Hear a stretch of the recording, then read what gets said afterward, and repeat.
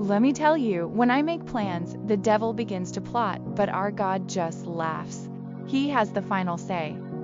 I had a full schedule, fighting against the divine inspiration to undertake a 31-day challenge of reading and interpreting. Proverbs 31, verse by verse, day by day, starting October 1st. Despite a busy day involving work, family, and personal commitments, I was compelled to adhere to this spiritual mission.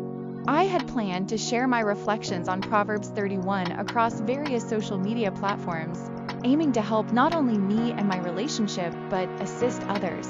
Also to develop my spiritual gifts of mercy, forgiveness, and service, and to nurture teaching as a calling, not only inspired by childhood aspirations, but a spiritual gifts test.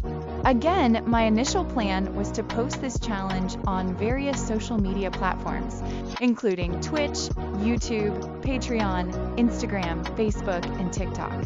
In October, but here we are in December. I still did the challenge in October for myself despite a hectic day. Busy getting kids to the bus stop, having to report to the office, having supervision, a meeting for funding, picking up clients, and later my husband. Despite that busy day, the importance of staying obedient to the challenge and completing the first verse was important. The whole idea of delving into Proverbs 31 was inspired months ago to help myself change and grow. So, I followed through. Originally, the Salvation Army reached out to me about organizing a small group of women, and I shared the idea.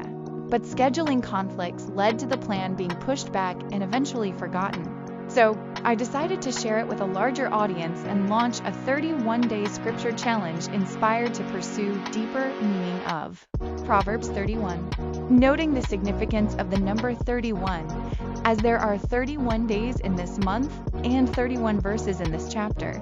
Also, I recall the all-women's gathering at a church I was invited to by my neighbor, where we took a spiritual gifts test, identifying mercy, forgiveness, and service as my top gifts, with teaching close behind. The preacher at the gathering explained that gifts closely ranked to the top ones should be nurtured and developed with God's help. It caused me to reflect on my childhood aspirations to be a teacher, recalling a career day incident where I dressed up as a substitute teacher.